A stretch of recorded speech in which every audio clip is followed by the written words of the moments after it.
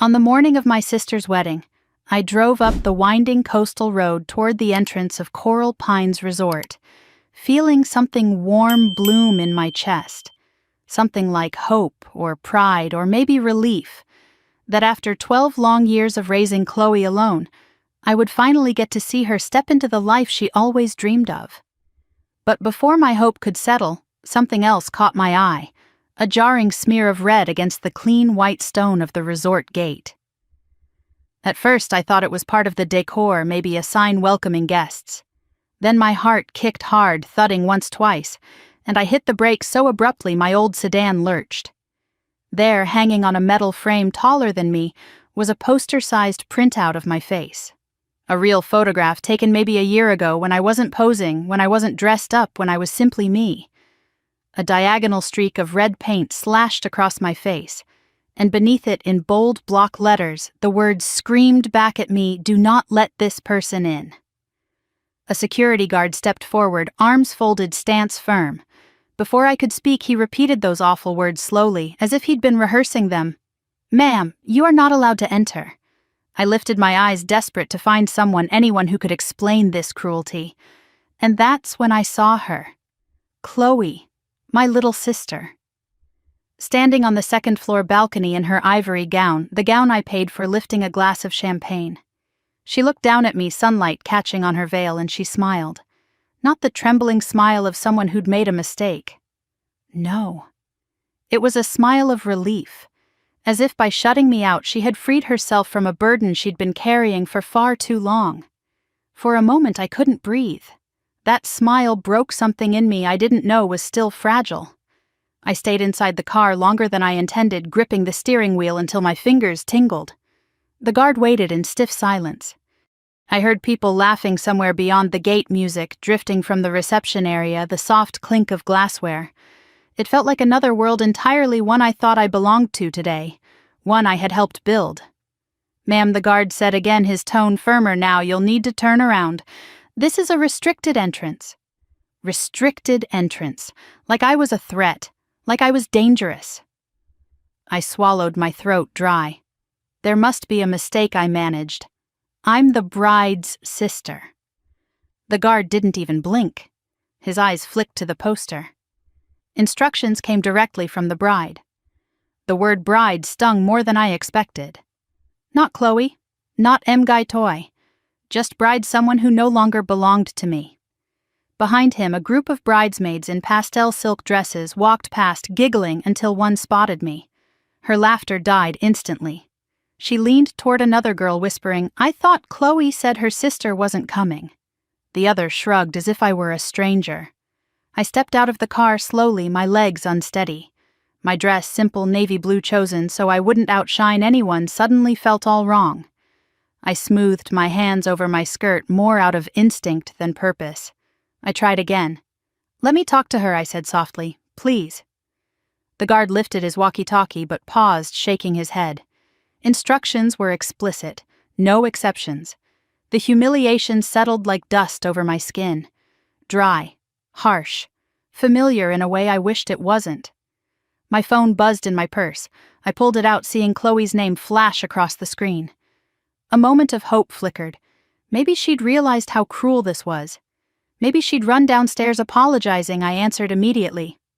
"Chloe," but the only sound was laughter, distant clapping, the hum of music.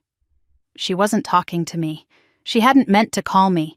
Someone must have bumped her phone, or maybe she simply didn't care. I lowered the phone. My fingers trembled, but I forced them still. I wouldn't break down in front of strangers. I wouldn't beg my own sister to let me into a wedding I had paid for. A soft voice spoke behind me. "Are you okay?" I turned to see a young server in a crisp uniform holding a tray of sparkling water. His expression was gentle, apologetic in a way that cut deeper than hostility. "I'm sorry," he whispered, glancing nervously toward the guard. "We were told if we let you inside we might be fired." The words hit with dull force. That meant Chloe had planned this carefully. She didn't panic this morning and act impulsively. No, she had sent instructions. She had given orders. She had rewritten the rules to exclude me entirely. The server hesitated, then added, I shouldn't say this, but she told us you might cause a scene. You don't look like someone who would, but... That's what she said. My heart, already bruised, cracked a little more. Thank you, I whispered, though I'm not sure why. Maybe for his honesty. Maybe for lowering his gaze out of respect when everyone else looked at me like an inconvenience. He hurried away before the guard noticed. And there I stood. Melissa Hawkins, 35 years old, a woman who had worked 2 jobs for most of her 20s to raise a little girl who wasn't old enough to tie her own shoes when our parents died. A woman who had bought the dress that Chloe now twirled in upstairs, who paid for the venue deposit, who covered every invoice that made this dream wedding possible. A woman who somehow had been deemed unfit to stand inside the very celebration she built. I lifted my eyes again to the balcony. Chloe had turned away now, greeting Brad's relatives, laughing gracefully, like she belonged to this polished world and always had. Like she hadn't been a child crying herself to sleep 12 years ago, clinging to my arm because she didn't know how to live without our mother. And for the first time since she was 10, she didn't look like my little sister. She looked like a stranger wearing borrowed confidence. Something in me settled then. Not acceptance, not forgiveness, something colder, clearer. The kind of clarity that comes only when a wound stops bleeding and starts turning into a scar. I took a slow breath.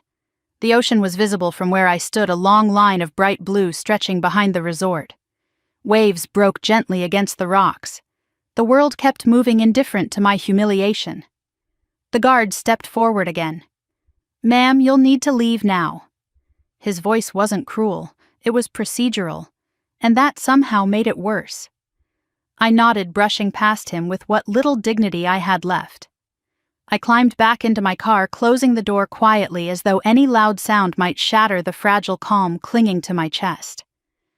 Through the windshield, the poster still stared back at me, my own face marked like a warning label. Unwelcome, unwanted, a threat. I turned the key in the ignition. The engine hummed. My fingers curled around the steering wheel, steady now. I didn't cry, I didn't scream, I didn't storm through the gates demanding justice. I simply turned the car around. Halfway down the hill, I glanced into the rearview mirror. The gate was getting smaller, but the sting of that sign didn't fade. Neither did the image of Chloe's smile, bright, relieved, free. Free of me. I exhaled slowly. If that was the freedom she wanted, then she could have it. But freedom always comes with a cost. And she had no idea what hers would be. The sun glinted on the water as I reached the coastal road, guiding me forward like a line of molten gold. I loosened my grip on the steering wheel. My pulse slowed. My mind sharpened. By the time the resort disappeared behind a curve of trees, one thought rose above all others, calm and steady, like a truth I had always known but never said aloud. You taught her to stand without you. But she forgot who held her up. And as another wave crashed against the rocks somewhere far below, I knew something had changed inside me, not broken, but shifted. Like a door quietly closing. Like the beginning of an ending. The rehearsal was supposed to be simple: walk down the aisle, smile for pictures, check the timing with the wedding planner, and enjoy a quiet dinner with the wedding party. That's what I told myself as I drove through the sunlit entrance of Coral Pines the evening before the wedding. The air smelled of salt and jasmine, and the light dipped just enough to make the whole resort glow like something out of a magazine. For a moment, I let myself pretend everything was fine. I arrived early, hoping to help, to feel included, to be part of the day before everything became official. Chloe always loved celebrations. When she was little, she used to make me rehearse fairy tale weddings with stuffed animals and paper veils, laughing until her tiny ribs shook. I had carried those memories into adulthood, maybe foolishly believing that somewhere beneath the polished surface of the woman she'd become, that same little girl still existed. But the air shifted as soon as I stepped onto the rehearsal lawn. It wasn't obvious at first, just subtle glances, half smiles that didn't reach the eyes, the sudden quiet when I approached. The wedding party stood near the mock altar while the planner, Mark, arranged everyone into position. Bridesmaids in blush satin, groomsmen in fitted navy suits, and Brad smiling tightly as though the entire world revolved around him. I walked toward them, clutching a small gift bag for Chloe in one hand, the vintage earrings our mother used to wear on special occasions. I hoped tonight would be the right time to give them to her. Melissa Mark called when he spotted me. "Good, you're early." But he didn't look relieved. His eyes flicked briefly toward Chloe like he was checking for permission. Chloe's gaze followed his, and she smiled at me, thin, controlled, polite, in a way that made my stomach dip. "You made it," she said, as though she hadn't texted me that morning, asking if I could bring extra safety pins and blotting sheets. As though I were a distant acquaintance, not the person who raised her from a child into the woman she was. Before I could answer, two bridesmaids leaned together behind her. One whispered, not quite softly enough, "I thought Chloe said her sister might skip the rehearsal. I heard she wasn't invited to the bridal brunch," the other murmured. I kept my face neutral, even as something hot and acidic slid down my spine. Mark cleared his throat. "All right, everyone, let's get into place. Bridesmaids on the left, groomsmen on the right." Chloe slipped into the center of the group with Brad, who rested his hand on her back as if guiding her. When I stepped forward to stand beside her instinctively, the way an older sister would, Chloe's hand flew out gently but firmly, blocking my path. "Oh," she said with a small laugh. "Actually, Melissa, you're not part of the processional. It's just the bridal party." My mouth parted, then closed. "I thought I would walk you down the aisle," I said quietly enough that only she could hear me. She blinked as though surprised I'd remembered her words from months ago. "Oh, well, Brad's mom will do that. It's more traditional. And it looks coordinated. Coordinated, meaning I did not fit." I stepped back, hands clasped together to keep them from shaking. Mark cast me a sympathetic glance, but he stayed silent. He had to be professional, and besides, he knew better than anyone that the bride's preferences ruled everything, even when they rewrote the family dynamic in real time. Rehearsal began, and I stood to the side watching as Chloe glided down the aisle, elegant and glowing. Brad watched her like she was a prize he deserved for being who he was. And everyone else clapped on cue, admiring what they believed was a picture-perfect couple. But the picture had a crack running through it, and I was standing in the shadow of it.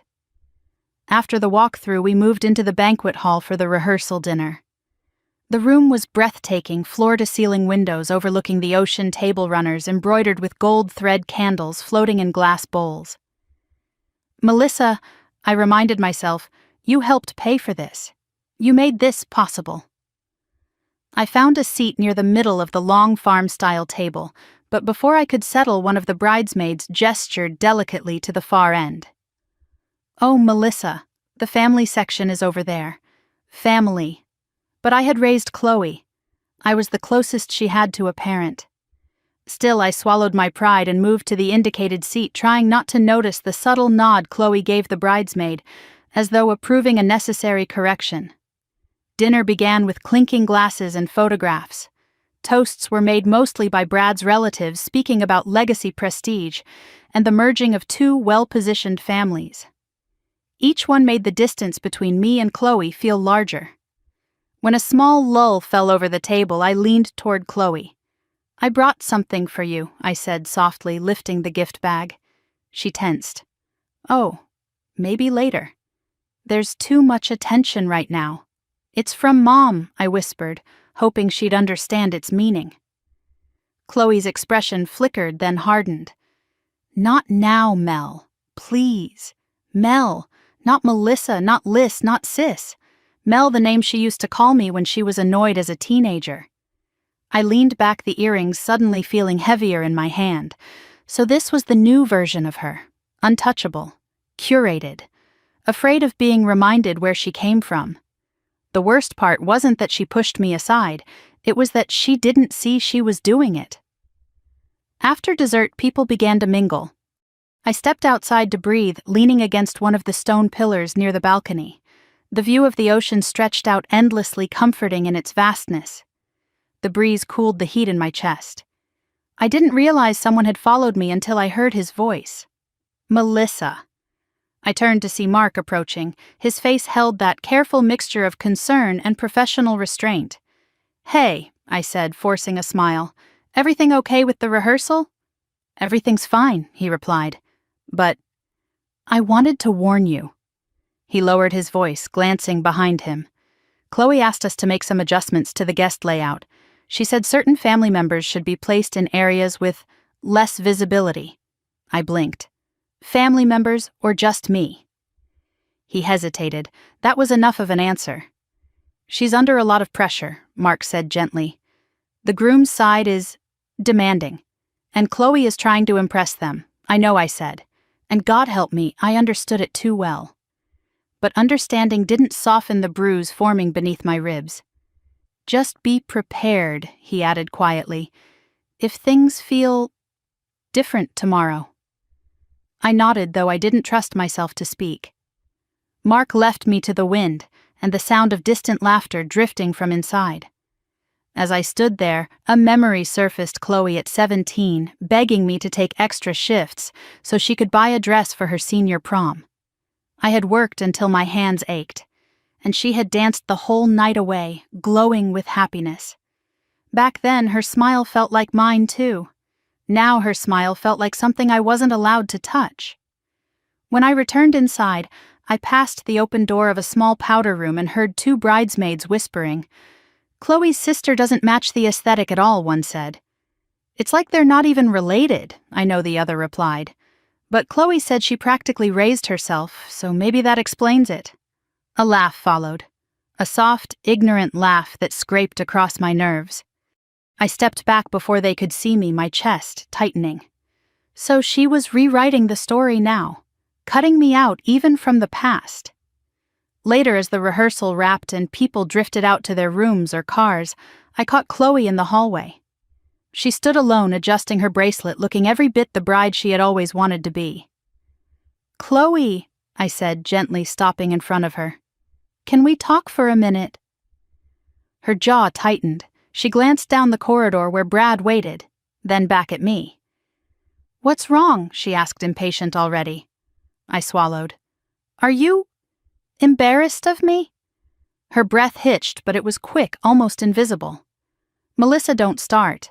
I'm not starting anything," I said. "I'm asking you, because tonight felt like I was being pushed aside." "Chi," she whispered in Vietnamese, instinctively, something she only did when she slipped emotionally. Her eyes softened, then steeled again. "This wedding is huge. Brad's family is huge. Everything needs to be perfect. And we come from, a different background. I'm just trying to blend things. Blend things, meaning erase the parts of her life she didn't want anyone to see. I'm proud of where we came from," I said. "Well, I'm not," she answered quietly. "Not cruelly, just honestly." And that somehow hurt more. Before I could respond, Brad jogged over, looping an arm around her waist. "Ready, babe?" he asked, barely glancing at me. "Yeah," she said, leaning into him. He looked at me, then giving a small, dismissive nod. "Don't stress her out, Melissa. Tomorrow's a big day." Chloe didn't correct him. I stood there as they walked away, her head on his shoulder, the two of them glowing in the hallway light, perfect from the outside. Like a painting. And like most paintings, the beauty was only surface deep. Outside in the parking lot, the night air felt heavier. I sat in my car for a while, listening to the engine tick as it cooled. My hands rested on the steering wheel, but I didn't start the car yet. Something inside me was unraveling slowly, thread by thread. My phone buzzed a message from Mark. "Timeline finalized for tomorrow. Just a heads up. There may be changes. Please arrive on time. And Melissa, don't take anything personally tonight." I stared at the screen for a long moment. Don't take anything personally. The problem was everything about today had been personal. When I finally drove away, the resort lights faded behind me, leaving the dark road ahead. I kept my eyes forward, but the bruised feeling in my chest stayed with me all the way home. Tomorrow was the wedding. And somehow I felt less like the sister of the bride, and more like someone holding a ticket to a show she wasn't sure she still wanted to attend. The morning of the rehearsal dinner had already left a bruise on my heart, but the next day carved lines deeper than I expected. I arrived at Coral Pines early again, stepping into the courtyard where staff arranged chairs and adjusted floral arches under the soft golden sunlight. Everything looked perfect: lavender roses, ivory ribbons, crystal lanterns swaying lightly in the coastal breeze. A scene meant for fairy tales, for happiness, for sisters. But every time I took a step forward, it felt like I was walking into someone else's dream, one I had paid for, one I had helped build, yet somehow wasn't allowed to belong to. A young decorator walked past me carrying a box of candles. She offered a polite smile and then whispered to her coworker, not noticing how her voice carried, "Is that the sister I thought Chloe didn't want her showing up early?" I kept my face, still brushing the comment off like lint, but it stuck. Before I could go inside, Mark spotted me from across the courtyard. He jogged over, tablet in hand, sweat beading lightly at his forehead. "Melissa," he said with a breathy relief that didn't match the smile he forced, "I was hoping to speak to you before Chloe sees you." My eyebrows lifted. "Why, is something wrong?" Mark scanned the courtyard as if checking for witnesses. Then he lowered his voice. "I just wanted to let you know. There've been some changes to the ceremony flow." "What kind of changes?" he hesitated. "Chloe moved you off the front family row. You're seated near the back now." My mouth opened, but no sound came out. She said it was for aesthetic balance, he added quickly, as though that softened the blow. "The front row will be her bridesmaids' parents and Brad's family. She thought you'd be more comfortable elsewhere." Comfortable. That was a word people used when they were trying to hide something sharp behind soft fabric. I felt my jaw tighten, but I nodded. "Thank you for telling me." His shoulders loosened slightly, as though he'd feared I'd get angry.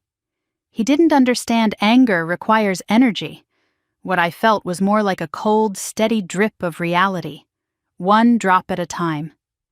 Inside the ballroom, servers rehearsed their walking patterns with trays. Bridesmaids practiced how to hold their bouquets. Brad's groomsmen stood together, bragging about college antics, as if they were starring in a commercial for privilege. Chloe stood in the center of it all, glowing in a robe that probably cost more than my monthly rent. When she saw me, she gave a startled blink, like she hadn't expected me to show up early, despite being the one who begged me for 6 months to help organize this wedding. "Oh, you're here," she said, smoothing her hair. "We're just finalizing the rehearsal run. You can observe from the side." "Observe!" The word clanged in my chest. I managed a smile. "Of course." Chloe's bridesmaid stepped into position. I watched her walk down the aisle with that effortless grace she practiced all her life, grace I helped her build, paying for ballet classes, shoes, costumes, encouraging her to stand tall when she used to hunch from shyness. Seeing her glide now should have filled me with pride, but all I felt was distance. The rehearsal ended with polite applause. Chloe hurried off with her maid of honor to check her makeup. Brad approached me instead, hands in his pockets, shoulders squared as if bracing himself. "Melissa," he said stiffly. "Thanks for coming."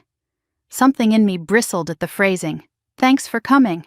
Not thanks for paying, not thanks for making my fiancé's dream wedding possible, just coming. "You must be excited," I replied. He shrugged. "A lot of pressure. You understand."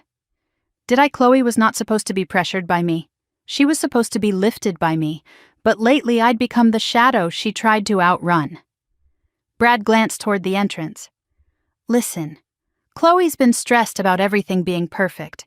Family dynamic appearances, all of it. Just be easy on her today, all right?"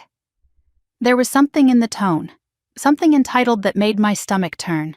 But I nodded anyway, because what else was I supposed to do? Argue, demand, beg to be valued. I'd done enough of that in the past year without speaking a word. After the rehearsal, everyone moved into the outdoor garden for a light meal.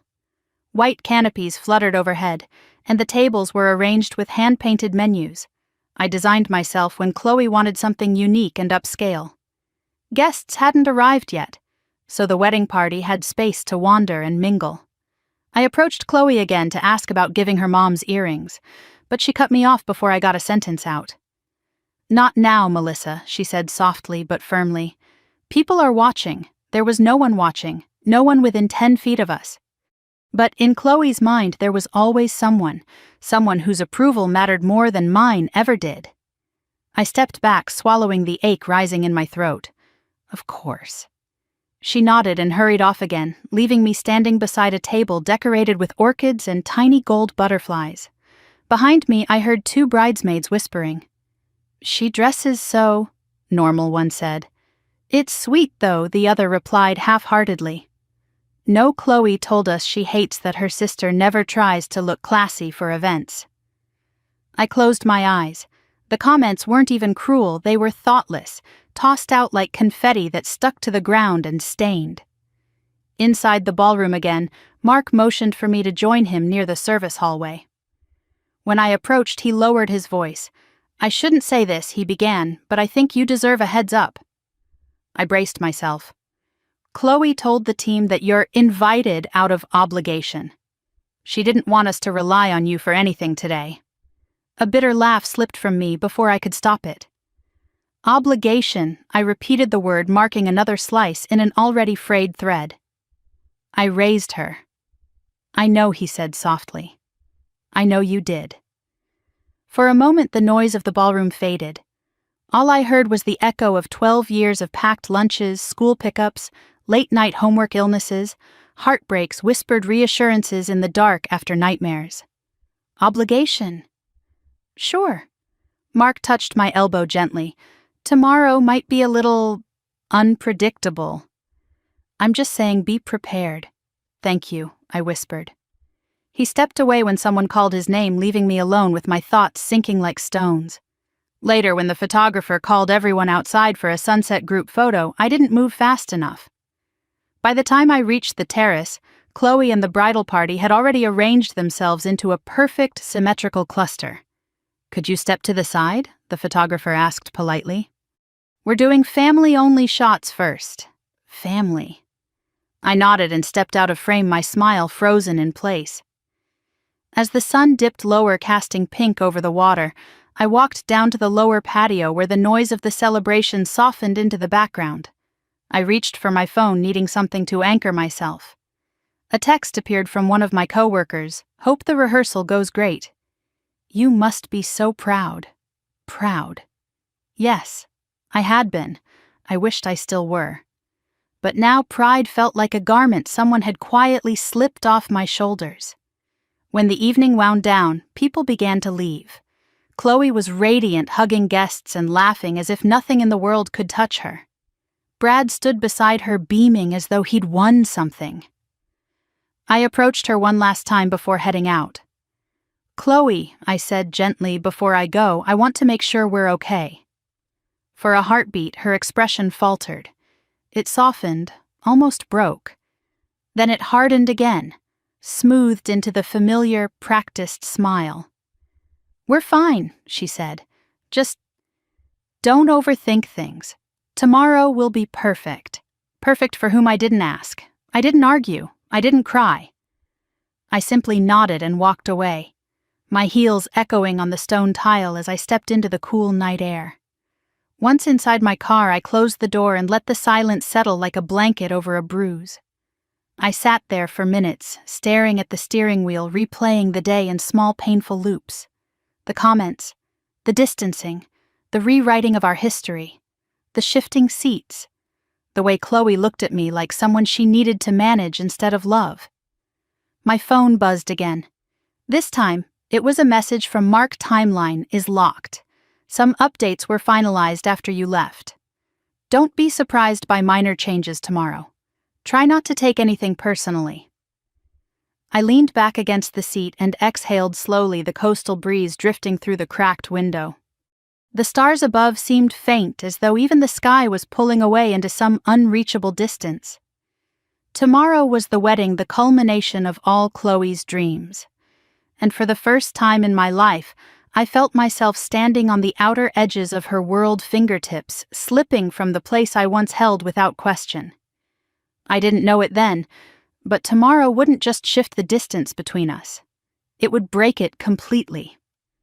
The morning of Chloe's wedding began with the kind of sunlight poets write about, soft gold spreading over the ocean, drifting through the curtains of my small apartment, warming my skin as if the world itself was blessing this day.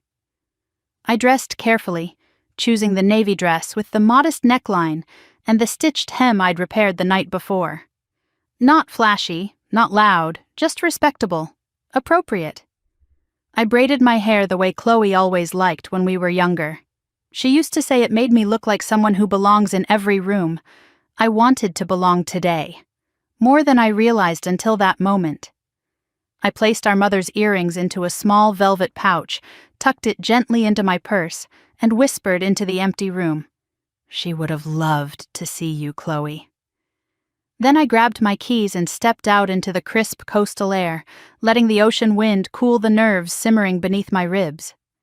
The drive to Coral Pines was familiar now, weaving along cliffs and blooming wildflowers. The closer I got, the more I rehearsed what I might say to Chloe. I would give her the earrings near the bridal suite door, maybe slip them into her hands before anyone noticed. She would smile, the soft one she rarely used these days. She would hug me. She would remember. That fantasy didn't even survive 30 seconds past the resort gate. As I turned into the entrance, my breath caught sharply in my throat. A jarring splash of red like a wound slashed across something mounted on a tall display stand beside the gate. My face. My face. Printed large in full color the way a security office might print the image of a shoplifter. And across that image in bold, merciless letters, "Do not let this person in." I froze in the middle of the driveway. My car idled, humming nervously, mirroring the sudden ringing in my ears. The world tilted, narrowing down to that poster. My smile frozen in an old snapshot. Chloe must have had a picture I'd once sent her after a long shift, still wearing my apron, proud of a small herb garden I'd grown outside my apartment. Now it was taped against metal like a warning label. I stepped out of the car because my body moved before my mind could register anything else. The sunlight, once soft and warm, now felt harsh, exposing. 2 security guards approached me. Their dark uniforms contrasted with the wedding florals behind them, white lilies and pink roses that now looked like a backdrop for a crime scene. "Ma'am," the taller one said, nodding toward the poster, "you are not permitted inside the venue." His tone was professional, not cruel. But professionalism can cut deeper than malice when it slices away your dignity without hesitation. "There's been a mistake," I whispered. "I'm the bride's sister." The guard's eyes flicked from me to the poster. "These were the instructions we received, ma'am. The bride approved the image. Approved. She didn't just know, she approved." My stomach twisted sharply. Behind the guards, laughter floated from inside the resort grounds, soft and elegant, the sound of champagne glasses, clinking of guests arriving early, for photos of a world I was meant to stand inside. "What happens if I try to go in?" I asked quietly. A younger guard stepped forward. "We were told to alert internal security.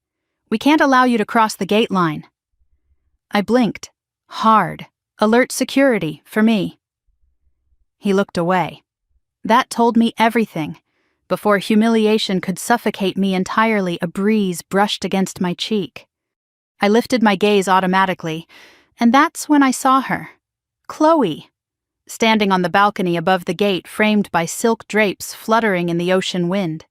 Her wedding gown shimmered in shades of ivory and pearl. Her veil cascaded down her back. She looked beautiful, radiant, everything I wanted for her. She looked down at me, and she smiled, not wide, not bright, just a soft, relieved curve of the lips, a smile of someone releasing a tension she'd been carrying. A smile that said, "Finally. This part is dealt with." Next to her stood her future mother-in-law, Constance, wearing a champagne-colored dress clutching a crystal flute. The older woman leaned toward Chloe, said something behind her hand, and Chloe laughed lightly, lifting her glass in what looked disturbingly like a silent toast. My mouth felt dry. My lungs refused to expand. My feet planted frozen on the path. Maybe Chloe didn't realize I could see her so clearly. Or maybe she did, and that made the smile sharper. It took every ounce of strength I had not to collapse in on myself, not to let the pain spill out in sobs that would only prove their assumptions about me. My phone buzzed inside my purse, startling me. Reflexively, I pulled it out and saw Chloe's name. For one hopeful breath, I thought she was calling to explain, to apologize, to fix this. I answered. Chloe. But the line was filled only with laughter and clinking glasses. No voice, no words directed at me. She had called me by accident. She didn't even know she dialed. I hung up slowly, my hand trembling as I returned the phone to my bag. Behind me, a group of early guests approached the gate. They slowed when they saw the sign. One woman squinted at my photo, then at me, and whispered loudly enough for everyone, including me, to hear, "Isn't that the sister Chloe said wasn't coming? The one who might cause issues?" I felt heat rise to my face, but it wasn't embarrassment. It was clarity. The kind that slices straight through denial. One of the guards coughed gently. "Ma'am, we'll need you to turn around now." I turned toward my car, forcing my numb legs to move. But before opening the door, I paused. Something inside me, something old and long, ignored, shifted. I reached for the velvet pouch in my purse and held it for a moment, feeling the earrings inside. Mom's earrings. Chloe would never wear them now. Not with a man whose family believed wealth equaled worth. Not with a woman who wanted to erase everything that made her real. On the gravel near my tire, a small envelope lay half-crushed. One of the decor staff must have dropped it earlier. I bent down, picked it up, and realized it was addressed to me. When I opened it, a folded invoice slipped out, one of the many bills I had been handling for the event. Floral design, lighting, linen rentals. My name was listed as the billing contact. Of course it was. I had paid half already. The remaining balance sat waiting for approval. Waiting for me. Not for Chloe. Not for Brad. For me. I straightened slowly, the ocean wind lifting strands of my hair, as if to clear the fog clouding my mind. If they could plan to erase me from the biggest day of Chloe's life, then I had every right to erase myself from their expenses, from their assumptions, from their entitlement. Without another glance at the balcony, at Chloe's smile, at Constance's approving nod, I opened the driver's door and slid inside. I didn't cry. Not because it didn't hurt. Not because I didn't deserve to. I didn't cry because tears were a luxury I refused to waste on people who taped my face to a gate like I was a threat. As I turned the car around, the guard stepped aside. The poster remained behind me, growing smaller in the mirror until it disappeared entirely. The farther I drove, the clearer my thoughts became. The truth settled into me with a devastating calm. They didn't just shut me out. They ended something. A chapter. A role. A version of me that existed only to support Chloe, even when it cost me pieces of myself. By the time the coastline stretched beside me, waves crashing softly against the rocks, I knew one thing for certain. If Chloe believed her wedding would shine brighter without me, she was about to learn what her wedding looked like without my support. The ocean sparkled under the sunlight, as if nodding in silent agreement. I took a deep breath, tightened my grip on the steering wheel, and drove forward, letting the clarity settle into resolve. Whatever happened next would not come from spite. It would come from truth. And from the moment Chloe chose to treat me like a stranger, she unknowingly freed me to act like one. I parked my car at a small overlook just beyond the resort, a quiet spot where the cliffs dipped low and the ocean stretched wide beneath me. I stepped out, letting the salty wind push through my hair, letting the roar of the waves drown out the echo of Chloe's smile, the same smile she'd given me from the balcony, as security guards blocked my path, like I was some kind of threat. For a long while, I didn't move. I just stood there, holding my purse against my chest, as though the small weight of it could anchor me to something solid. The pain had been sharp at first, like a shard of glass under my ribs, but now it had settled into something colder, something steady, something that didn't tremble or cry or beg. I reached into my bag and pulled out the crushed envelope, the invoice that had dropped by my car tire. The wind tugged at it, but I held fast, reading each line slowly. Floral arrangements, catering upgrades, venue reconfiguration, linen replacements, sound engineering. A total sum so large it made my breath stall for a second. My name was printed at the top in bold letters, billing contact, Melissa Hawkins. Of course it was. Every check, every deposit, every payment schedule my hands had put it all in motion.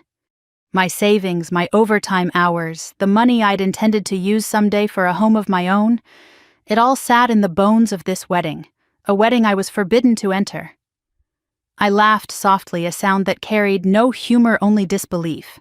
The ocean answered with another wave crashing against the rocks, its spray catching the light.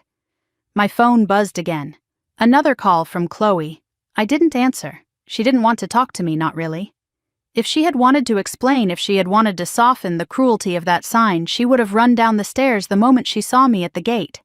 She would have shouted for security to stop. She would have ripped the poster down with her bare hands. Instead, she raised a glass. I let the phone ring until it stopped, then slid it back into my purse with a calmness that almost frightened me. Clarity often feels like anger stripped of every illusion. I stared at the sea a while longer before pulling out my contact list. My finger hovered over a name I hadn't thought about beyond logistics, Mark Redford. Mark, who had warned me quietly. Mark, who had looked at me yesterday as though he knew something might break. Mark, who had worked for me once, my student, my shadow, my loyal assistant during those grueling years at the restaurant. If anyone would understand protocol, it was him. I pressed call. He answered on the second ring, his voice breathless with noise behind him, the clatter of plates, the hum of guests, the distant swell of wedding music. Melissa, where are you? We were expecting you a while ago. I won't be coming, I said. There was a pause long enough for the ocean wind to fill the space between us. What do you mean you're not coming? The ceremony starts in less than 2 hours. I inhaled deeply, letting the truth settle into the shape of my spine. Mark, I'm withdrawing from the event. The event, he repeated. What does that mean? It means, I said with a steadiness even I couldn't believe the sponsor is pulling out. In the background, something metal clattered. I imagined Mark stopping mid-stride comprehension, cutting through his confusion like a blade. Melissa, he whispered, are you sure? Yes. But if you withdraw, I know exactly what happens. I cut in, my voice low. Implement the protocol. He didn't respond immediately. I heard a muffled voice asking him about champagne delivery, then his sharp reply. Hold for a moment before he returned to me. This will dismantle everything, he said quietly. It will shut down the service. It's already been dismantled, I replied. Just not on your end yet. He exhaled shakily. Tell me what to do. Switch to paper service, I instructed. Suspend open bar. Hold all premium alcohol until payment clears. Stop circulating appetizers. Kitchen can prepare orders only after they've been charged. And the wine cellar, he asked. Locked, I said. Everything in that reserve is under my name. Another pause. Then understood. His professionalism returned crisp and efficient. My training lived in him even after all these years. Mark Y added before he could hang up. Chloe knows I paid for the wedding, doesn't she, Melissa? His silence was my answer. Just say it. No, he said finally. She doesn't. She told the groom's family it was all her, that her side of the family had substantial funds. His voice dropped. She used the word legacy. Legacy. Built on the back of my sacrificed 20s and 30s. Legacy made from my exhaustion, my double shifts, my refusal to let her end up in foster care. I closed my eyes. Thank you, Mark, I murmured. I'm sorry, he whispered. You have nothing to be sorry for. The call ended. For a moment, I simply sat in the driver's seat and stared out at the water. The waves kept rolling relentless and unbothered, as if teaching me something about endurance, about how life moves even when people try to push you out of their shoreline. I didn't want revenge. I didn't want a spectacle. I wanted balance. I wanted truth. I wanted to stop bleeding for someone who had long stopped seeing me as anything but a stepping stone. My hands no longer shook. I drove until I found a stretch of beach quiet enough for a lone figure to stand unseen. Parking along the sand, I stepped out and walked barefoot toward the water's edge, the cold ocean licking at my ankles like a reminder that I was still alive, still capable of choosing what happened next. Another wave pulled at the sand beneath my feet, dragging grains away in a slow, inevitable pull. It felt like a metaphor. I sank into the sand, hugging my knees, letting the wind wrap around me like an old friend. The pain hadn't vanished. It lingered but quieter now, muted beneath a steady thrum of resolve. My phone buzzed again. Brad. I ignored it. Another buzz. Constance. I ignored that too. Then Chloe. I watched her name appear and disappear like a heartbeat on a monitor. Why now, I whispered to the screen. Why only when you need something from me I pressed decline? If she wanted a wedding without me, without my presence, without the history that shaped her, she could have one. But she would also have one without my funding. The sky above the ocean stretched wide and open, a vast horizon that reminded me the world was bigger than this betrayal, bigger than Chloe's shame, bigger than the hollow space where my hope had been this morning. I stood slowly, brushing sand from my legs, and walked back to my car. As I slid into the seat, a strange calm settled in me, solid, sharp-edged, unshakable. For 12 years, I carried Chloe. I fed her, clothed her, fought for her. I gave her the childhood she deserved. I paid for the life she wanted. And in less than 12 seconds, she had erased me at the gate of her perfect little world. Well, now she could see what her world looked like without me holding it up. I turned the key in the ignition. The engine hummed to life, smooth and obedient. I stared ahead at the winding road, then at the sliver of the resort peeking out between the trees. "If you think removing me makes your life shine brighter, Chloe," I murmured softly, "let's see how bright it is without the lights I paid for." I put the car in drive. Behind me, the ocean crashed in approval. Ahead of me waited the quiet storm I had just unleashed, one I had no intention of stopping. And for the first time in a long, long while, I didn't feel powerless. I felt free. The first sign of trouble wasn't the silence. Not yet. It was the music, stuttering, not stopping, just glitching like a scratched CD right in the middle of the string quartet's rendition of Canon in D. Guests were seated beneath the floral canopy, fanning themselves lightly, as servers floated around with champagne flutes. Everything looked perfectly timed, perfectly polished, perfectly expensive. And then the speakers crackled, the violinist hesitated, and the music died altogether with a dull pop. People glanced up in confusion. A woman in a glittering silver shawl frowned. "Is this part of the program?" Her husband shook his head. "Certainly not. This is a wedding, not a sound check." Servers halted, mid-step their trays, hovering awkwardly in the air. One of them, a young man with freckles, froze right beside a guest reaching for champagne, then quickly pulled the tray away. "Excuse me," the young server murmured, "we're momentarily pausing bar service." The guest blinked. "Why, this is an open bar." "Yes, ma'am, but bring it back," she snapped, waving him away. He didn't move. "I'm sorry, I can't." Across the garden, confusion rippled like a wave. The atmosphere lost its glossy sheen. People whispered, brows furrowed, shifting in their seats. And then, as if on cue, several servers shuffled toward the tent exit trays, lowered eyes fixed forward with the trained blankness of staff under strict orders. That was the moment the wedding began to fall apart. Inside the bridal suite, Chloe was adjusting her veil in front of a mirror framed in orchids. Her bridesmaids fluttered around her like pastel butterflies. Her maid of honor, Lila, rushed in breathlessly. "Chloe, something's wrong out there." Chloe didn't turn. "What do you mean wrong?" The music stopped, Lila said. "And servers are pulling champagne off tables." Chloe rolled her eyes. "It's probably a timing reset for the ceremony." "No," Lila insisted. "It looks serious." Before Chloe could answer, the suite door opened again, and one of the assistant coordinators appeared. She clutched her tablet as though it were a shield. "Chloe," the coordinator said, voice tight. The audio team says the licensing for your string arrangements hasn't been paid. They're refusing to play anything else until payment clears. Chloe whirled around. What are you talking about? My sister already paid everything. The coordinator blinked. Your sister? She hesitated. We were told Ms. Hawkins was the primary sponsor, but she just called. And she withdrew. Silence fell across the suite. Even the air seemed to freeze. What Chloe said, her voice thin. She wouldn't do that, the coordinator whispered. And without the sponsor, all premium services default to pay-per-use.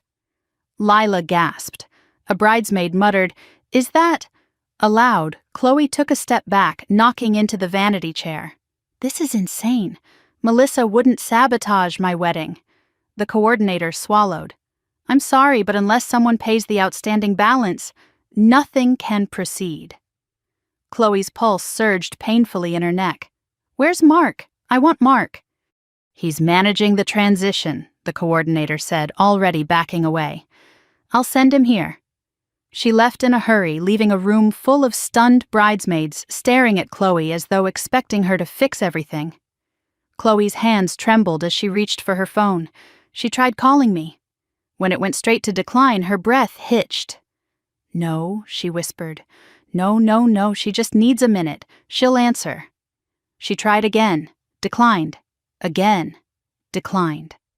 Her reflection in the mirror blurred. This was not how the morning was supposed to unfold. Downstairs in the reception tent, Mark stepped into the center aisle with the posture of a man bracing for a tidal wave. He had switched out his clipboard for a sleek black tablet, the one containing all the emergency protocols I had once drilled into him when he worked under me. He tapped his earpiece. Stage crew halt all performance. Bar staff suspend premium beverage service. Catering stall all outgoing dishes. Charge by order only. Servers around the tent nodded sharply. A wealthy-looking guest waved a hand at him angrily. Young man, why isn't the champagne being served? This is a disgrace. Mark bowed politely. My apologies. Due to a change in the sponsorship arrangement, we are required to switch to a pay-per-service model. What the man sputtered. This is absurd. Who's paying for all this? Before Mark could answer, another guest chimed in. Didn't the bride's family cover everything? That's what she said last night. Someone else whispered. Maybe they couldn't afford it after all. Brad's uncle, a large man with a booming voice, stood abruptly. Where is the bride? We demand clarification. Guests murmured louder, now echoes of disapproval gathering like storm clouds. Brad appeared then, his jaw tight. He strode toward Mark, grabbing him by the arm before lowering his voice. What the hell is going on? We no longer have a sponsor, Mark said calmly. What do you mean? Brad hissed. Chloe told me her sister had it all covered. She told me her family had money. Mark raised both brows. Sir, all invoices, all signatures, everything for this event, it's all under Melissa Hawkins. She has withdrawn her financial support. Brad staggered back a step as though struck. My God, Brad muttered. She said her family came from old money. Mark blinked. They were struggling when she was a child. Melissa worked 2 jobs to raise her. Brad's face went pale, and then red, and then furious. Upstairs, Chloe paced the suite, her veil trailing behind her like a broken ghost. Where is Brad? Why isn't he here? Maybe he's handling the situation, Lila offered weakly. And why isn't anyone playing music? Another bridesmaid asked. Shouldn't we be taking photos? Chloe clenched her jaw. I will fix this. She pushed through the door and practically flew down the stairs toward the tent, clutching her dress to avoid tripping. The moment she stepped inside, the whispers swarmed around her. That's the bride, ask her. She said her sister was rich. No, I heard her family was poor. Who pays for a wedding and then disappears? She must have lied. Chloe's breath came shallow and rapid. She spotted Brad standing near the head table, his hands braced against the back of a chair. When he looked up at her, there was no warmth in his eyes. Only suspicion. Only anger. She rushed to him. Brad, thank God. There's been a misunderstanding. Melissa misunderstanding, he cut in sharply. You told me your sister was paying because your family had money. No, I said, Chloe faltered. I said she had everything handled. He stared at her with disgust. You told my mother you came from a wealthy background. I just wanted to fit in, she whispered. I didn't want them to look down on me. His jaw tightened. So you lied. I didn't lie, she insisted. I just didn't tell the whole story. That your sister raised you alone after your parents died. That she worked herself into the ground so you could have opportunities, that your entire life came from her sacrifice. Brad's voice rose. You hid all of that. It doesn't matter now, she cried. We just need to fix the payment issue. With what money, Chloe? You said Melissa had it. She will pay. She always does, Chloe said desperately. There was a hush behind her as several guests leaned in. Brad stepped back, shaking his head. Call her. Chloe's hands shook as she dialed again. The phone rang once, twice, decline. Her knees wobbled. She's probably driving, she said weakly. Or she's done with you, someone muttered behind her. The words were quiet, but they struck like an axe. The tension in the tent thickened as more staff left their stations collecting linens and returning unused glasses to crates. The guests, offended and confused, began drifting toward the exits. This is ridiculous. I'm leaving. My shoes are ruined and I haven't even gotten a drink. What kind of family doesn't pay their bills? Shh. Don't say that. Why? It's embarrassing. Chloe spun in place, tears burning behind her eyes. Please, she called out. Everyone please stay. We're just having a small delay. But no one listened. Servers pulled centerpieces off tables. The lighting crew dimmed the chandeliers one by one. The DJ turned off his console and unplugged cables with clinical efficiency. It was the quietest implosion I had ever orchestrated. And I wasn't even in the room. Brad moved closer to Chloe, lowering his voice, but not his volume. Do you have any money at all? She shook her head helplessly. My God, he said, running a hand through his hair. My mother will destroy me for this. Brad, please don't leave me, she cried. He didn't answer. He didn't have to. His silence was devastating. Chloe stumbled backward, gripping the edge of a table as her dress snagged on a loose nail. The entire structure shook, and a glass vase tipped, shattering against the floor. Guests gasped. A bridesmaid stepped away from Chloe as if proximity alone might stain her image. The wedding had officially collapsed. And Chloe was finally realizing she had built her new life on a foundation she'd never acknowledged, the foundation I had given her. Far away at the overlook, I watched the waves rise and fall, unaware of every detail, but intimately aware of the storm unfolding. I didn't need to see it. I knew exactly how these things unraveled when someone pulled the money thread holding the tapestry together. I leaned against the hood of my car, arms folded, and whispered, not in victory, but in truth. You wanted a wedding without me, Chloe. Now you have one. The ocean crashed softly in reply, and I closed my eyes, letting the wind wash away the last remnants of the sister I had been. Tomorrow, everything would change. But today, justice had only just begun. Brad's voice was the first thing Chloe heard after the crowd began to thin, a sharp, angry sound that cut through the tense, fading chatter. She spun toward him, her veil swaying, her eyes wide with desperation. Guests were scattering like startled birds, whispering behind manicured hands, while servers quietly dismantled what was supposed to be the happiest day of her life. Brad, she choked out, reaching for him. I can explain. Explain what he demanded, stepping back so her fingers grasped nothing but air.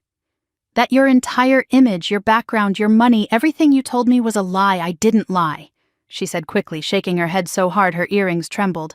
I just didn't tell you everything. That's called lying, Chloe. His voice rose, drawing more curious glances. You told me your family was stable. You said your sister was comfortable and would cover everything as a gift. You made it sound like this wedding would be seamless because you had resources. I do, she insisted. I had Melissa. She always. Exactly, he snapped. She's not you. She's not your bank account. She's not your inheritance. The word inheritance landed like a punch. Chloe's throat tightened. I didn't think she would pull out. I didn't think she'd ever leave me like that." Brad let out a harsh laugh. "Well, she did. Because you clearly treat her terribly." A few bridesmaids exchanged wide-eyed looks. One whispered, "He's right," before slipping out of the tent. For the first time since arriving, Chloe truly saw the space around her not as a stage for her dreams, but as the aftermath of a disaster. Chairs half-stacked, centerpieces gone, table linens folded away, music equipment unplugged, guests squeezing past each other to leave early muttering complaints about poor planning, about embarrassment, about wasting their morning on a wedding that crumbled before it began. Her wedding. Her carefully curated, meticulously crafted, obsessively designed wedding. And all of it slipping from her fingers like dry sand. Chloe turned back to Brad, trembling. "Please listen to me. I just wanted to fit into your world. I didn't want your family to think I was poor." Brad finished, eyes narrowing. "Unworthy." She swallowed hard. "Yes," he scoffed. "You should have worried about being honest before worrying about being impressive." "My mother is livid. She said your behavior is humiliating." At the mention of Constance, Chloe flinched. "Where is she?" Brad pointed toward the entrance of the tent. Constance stood there, arms crossed tightly over her sequined dress, her expression carved from granite. She looked Chloe up and down as though seeing her for the first time, and perhaps she was. Chloe took a step toward her. "Mrs. Aldridge." But Constance raised one hand sharply. "Don't, not right now." "Please, I can explain." "There is nothing to explain." Constance cut her off. "We trusted you. You told us your family was well off, influential. You said your sister funded your lifestyle and that she would sponsor the entire wedding." "I thought she would," Chloe said desperately. "She always has." Constance's lip curled. "Do you hear yourself? You don't even claim responsibility for your own life."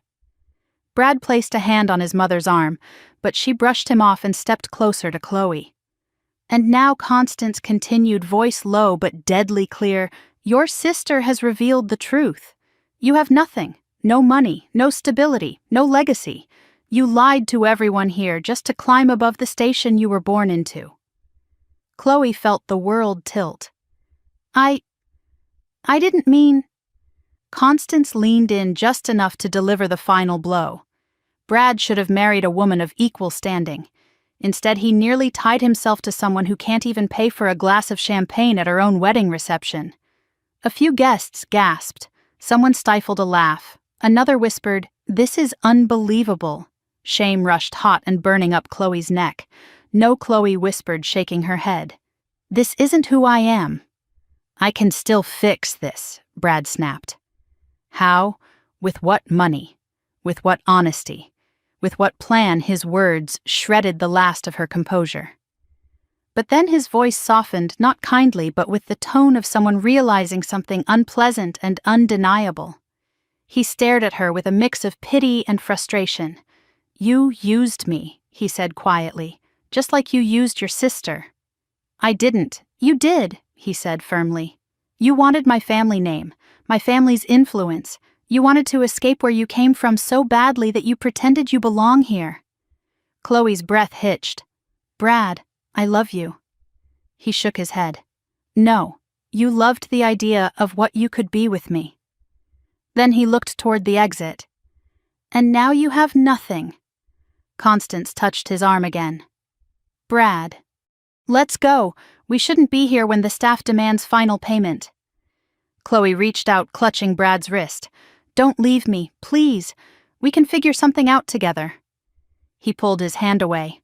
"No, you figure it out. You put yourself here." And with that, Brad turned and walked away.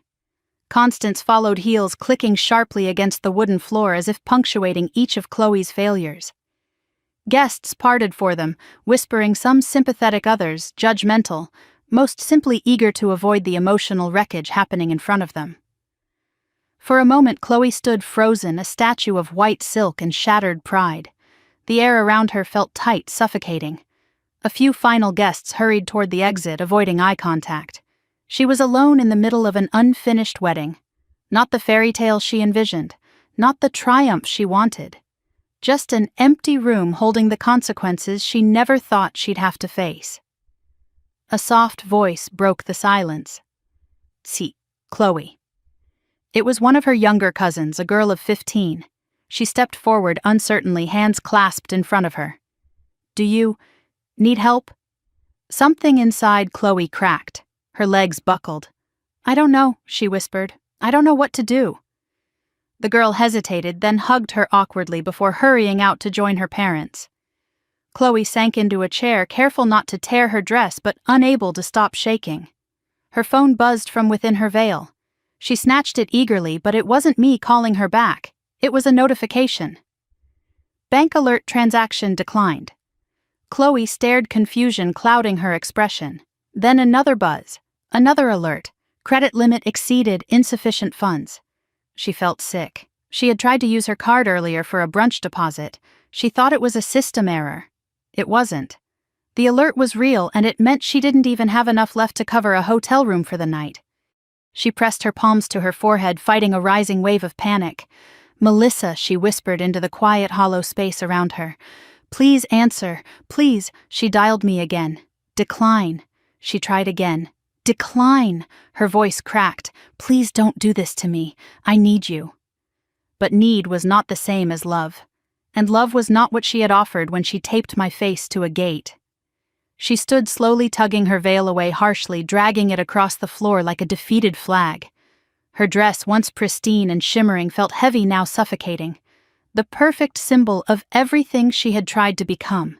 Everything she wasn't. Everything she had betrayed. When she finally stepped outside the tent, she saw the last few guests leaving the grounds. 2 servers rolled away the dessert tier. A florist wheeled carts of unused arrangements back toward a van. The lighting crew was already dismantling the arch she'd requested last minute, the one I paid extra for, because she said it reminded her of a flower tunnel she'd always wanted to see in Japan.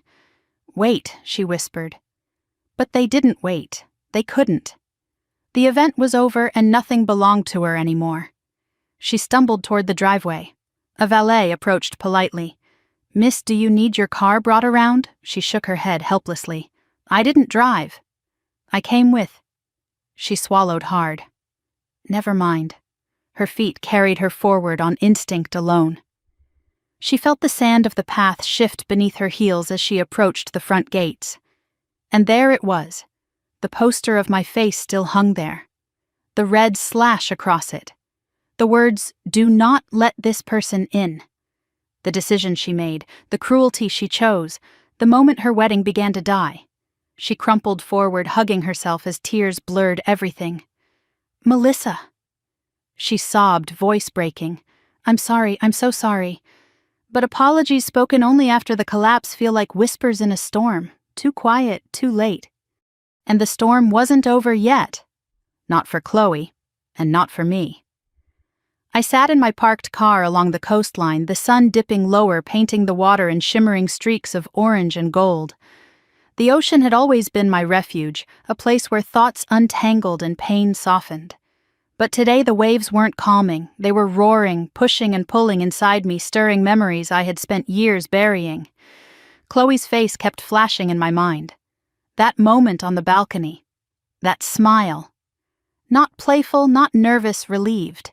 Relieved to see me turned away like an inconvenience finally handled. Every time I replayed it, something inside me tightened. My phone lay face down on the passenger seat, vibrating every few minutes, calls from her from numbers. I didn't recognize likely Brad's family or event staff trying to salvage what they didn't know was already beyond repair. I didn't answer. I couldn't. Not yet. Instead, I let the wind whip through the cracked window and breathed in the sharp scent of the sea. I needed air, space, distance from everything that had been built around Chloe these past months, an image so carefully curated that there had been no room left for the truth. Or for me. My phone buzzed again. I ignored it. But the next sound wasn't a call. It was a notification, a voicemail from Mark. Against my better judgment, I picked up the phone and pressed play. His voice came through, rushed, breathless, and underscored by chaos in the background. "Melissa," he said, "the protocol is fully in motion. The premium stock is secured. Payments are being declined across the board. Guests are frustrated, confused. Brad and his mother are livid. I'm doing what I can to manage fallout, but it's escalating. I closed my eyes. Of course it was. Mark continued, his voice dropping lower. Chloe's been asking for you. I think she's realizing the entire event depended on your funding. She keeps saying, my sister will fix this. She doesn't understand what she's done. A bitter ache spread through my chest. She still expected me to rescue her. Even now, even after everything. Mark hesitated. Melissa. Do you want me to speak to her? Should I tell her anything on your behalf? I ended the voicemail before he finished. I didn't owe Chloe an explanation. Not after being treated like a liability, like something to hide, to erase. I had spent more than a decade being her anchor, but anchors eventually rust when dragged through enough storms. The wind shifted, lifting strands of my hair, pulling me back into myself. For the first time in hours, I felt the steady drum of clarity in my chest. The same clarity I used to make hard decisions when Chloe was little, choosing bills over sleep, food over comfort, responsibility over rest. A new message popped up, a long one, from a number saved years ago under social worker, case past due. My heart dropped. I hadn't thought about her in years. I opened it. Melissa, I hope this reaches you. I heard through an old colleague that Chloe is getting married today. I always admired what you did for her, raising her alone after everything. But I wanted you to know something important, something you never allowed yourself to hear back then. My pulse quickened. You deserved better support. You were only 23 when you took her in. You were a child raising a child. And Chloe, she loved you, but she also relied on your strength so completely she never had to develop her own. My breath caught. If she's pushing you away now, it isn't ingratitude alone. It's fear. Fear that she can't stand without the sister who always saved her. You've done enough, Melissa. More than enough. I stared at the words, stunned. Memories tumbled forward. Late nights with Chloe curled into me, crying after nightmares about our parents. Her clinging to my shirt when the adoption counselor introduced the idea of guardianship. Her first day of school when she whispered, "Don't leave me," even though I had to be at work. Her teenage years, angry, defensive, rebellious, screaming. I was ruining her life every time I tried to guide her. Her first heartbreak when she came home devastated and said, "No one will ever take care of me the way you do." Maybe that was the root. Maybe she never learned how to exist without me holding her world together. And maybe today she tried to cut that cord the cruelest way possible before I could ever cut it myself. I placed my phone on the dashboard and let my head fall back. Was I wrong for pulling out so abruptly? Was I cruel? Was I retaliating? I had been invisible to her for months, useful only as a checkbook. And today she made that official by banning me from her life in front of 2 security guards and a balcony full of guests. If she couldn't see the difference between support and servitude, then stepping back wasn't cruelty. It was necessity. My phone buzzed again, this time a text from Mark. Chloe fainted. My breath hitched. I sat upright instantly. Another message followed before I could react. She's awake now, just shocked. She tried calling you. She keeps saying she didn't mean it. Thought the sign was just temporary, decorative. Some twisted joke someone convinced her was normal. I inhaled slowly. Decorative. Temporary. Someone convinced her. Constance, of course. I read the next message. Brad left. His family left. Half the guests left. Chloe is alone. She's asking for a ride home. A ride home. As if nothing had happened. As if today hadn't torn something open between us that might never fully close. My fingers hovered over the reply button. I didn't type. Not yet. I needed to breathe, to think, to step away from the emotional pull Chloe always had over me. A seagull flew past its wings, slicing through sunlight, and for a moment I envied its freedom. Weightless, unbound, immune to the emotional gravity that held sisters tethered even through hurt. The sea roared and my thoughts drifted back 12 years. Our parents' funeral. The day Chloe clung to my coat and whispered, "You won't leave me too, right?" And I promised her, a promise I had never broken. But promises built on guilt weaken over time, and today she had snapped the rope entirely. Another text arrived, but this one wasn't from Mark. It was from Chloe. A picture message. My stomach twisted before I even opened it. It was a photograph. Her wedding arch half dismantled, her bouquet lying crushed on the ground.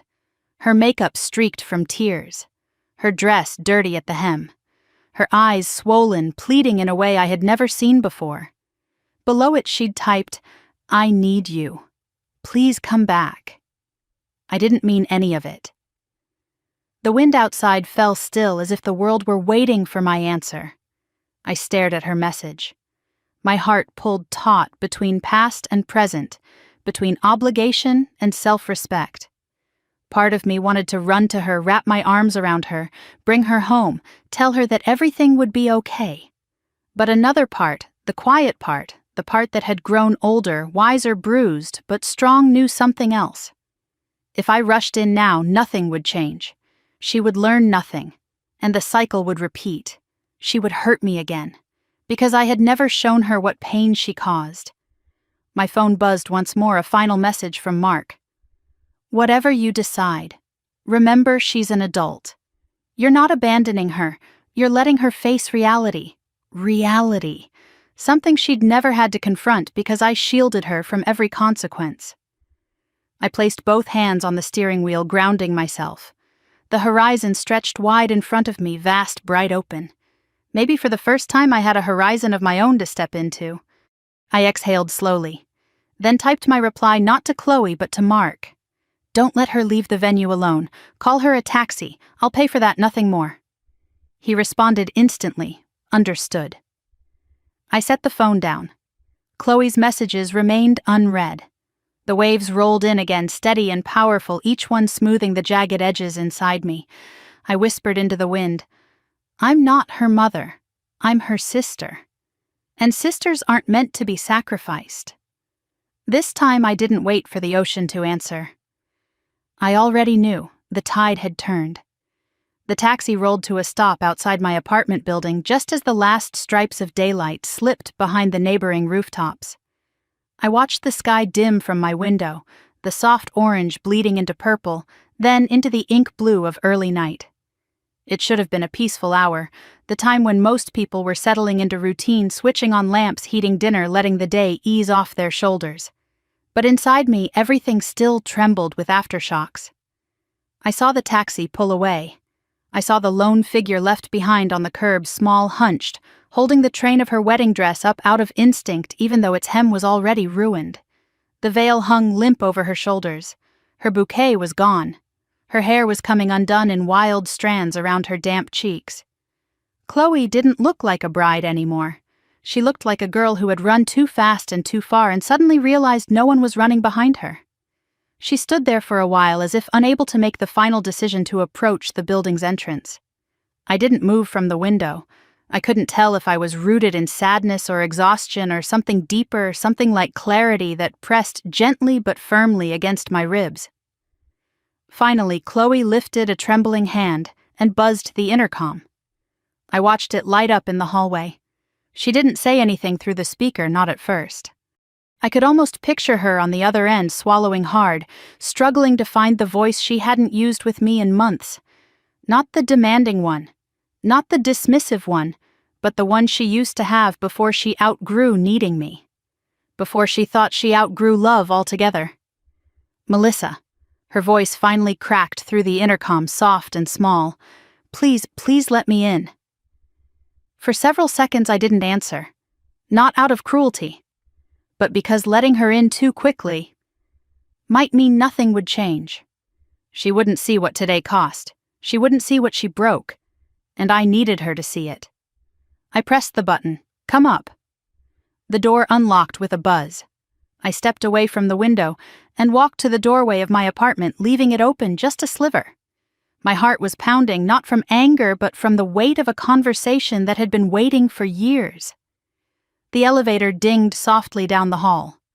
Chloe stepped out slowly, her heels in her hand, now barefoot on the cold tile. Her dress was wrinkled, smeared, torn near the knee. Her eyeliner had streaked down her face like rain marks on glass. She stopped when she reached my door. "Mel." She breathed my name like a plea.